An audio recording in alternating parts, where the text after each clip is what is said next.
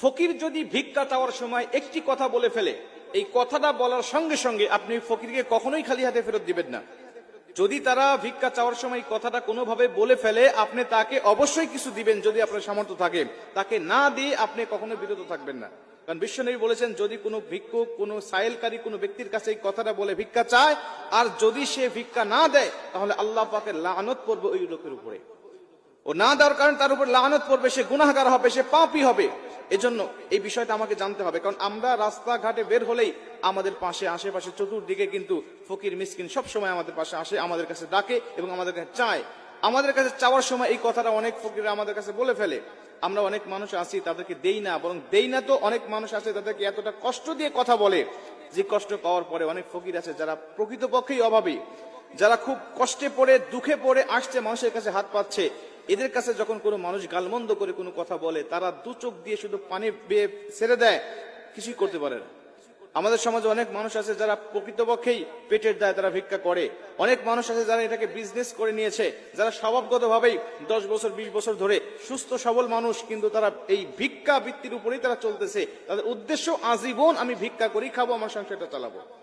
অনেক মানুষ আছেন এমন যারা ভিক্ষা করে, যাদের বাড়ি ঘর অনেক বেশি, যারা ঢাকা ফ্ল্যাট কিনেছেন, যারা গ্রামে অনেক বড় বড় বাড়ি করেছেন, যাদের অনেক রকম অনেক উন্নতি তারা করে ফেলেছেন, কিন্তু তারা তারপরেও তারা যেন কোনো ব্যবসা করছেন না বা কোনো কাজ করতেছেন না, বা নিজের পায়ে দাঁড়ানোর চিন্তা করতেছেন না, ভাবতেছেন যে এইভাবেই আমার জীবনটা কাটাবো।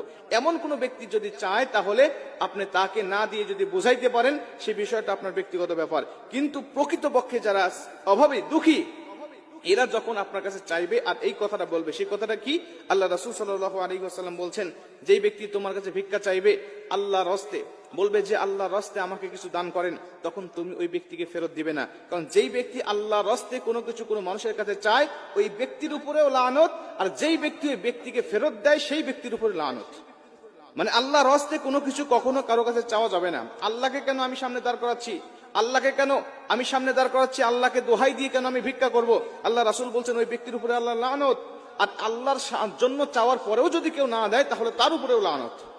এই জন্য মুফাসসিরিন ইকরামরা বলেন, যদি কোনো মানুষ তোমার কাছে আল্লাহর রাস্তায় কোনো কিছু চায়, তাহলে তুমি তাকে দিবে, দেওয়ার পরে আরেকটা কাজ করবে, তাকে তুমি সুন্দরভাবে বুঝাবে, দেখো তুমি যে আল্লাহকে দাঁড় করালে, আল্লাহর রাস্তায় কোনো কিছু চাইলে, এইভাবে চাওয়াটা তোমার মোটেও ঠিক নয়। তুমি আল্লাহর রাস্তায় না চেয়ে তুমি ব্যক্তিগতভাবে চাও, আমরা সাধ্য থাকলে তোমাকে দান করব। কেন তুমি আল্লাহর রাস্তায় চাচ্ছ? কারণ এই আল্লাহর রাস্তায় চাওয়ার কারণে তুমি আল্লাহকে নারাজ করছো, আল্লাহ পাক তোমার উপরে অখুশি হচ্ছে, আল্লাহ পাক তোমার উপরে লানত দিচ্ছে। এই জন্য তুমি আল্লাহর রাস্তায় না চেয়ে তুমি নিজের জন্য চাও যে আমার 2 টাকা দরকার, 10 টাকা দরকার, 5 টাকা দরকার, এটা আমাকে দেন।